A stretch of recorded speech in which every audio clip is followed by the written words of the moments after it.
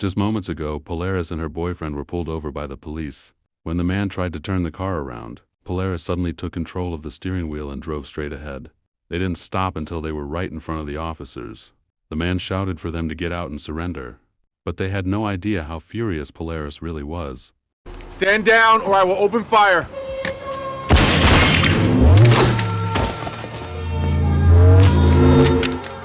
She grabbed the man and took him hostage.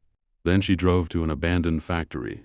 There she bent the steel beams around him, trapping him in place to make him feel the pain of the control collar. She began tightening the metal around his neck. Her boyfriend yelled for her to stop.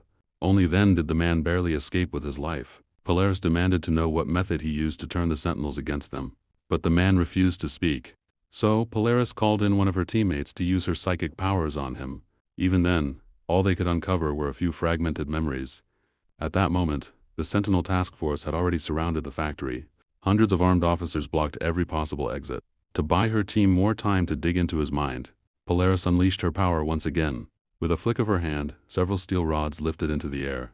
Then they shot outward like spears, slamming straight into the police cars. The officers froze, terrified by the display.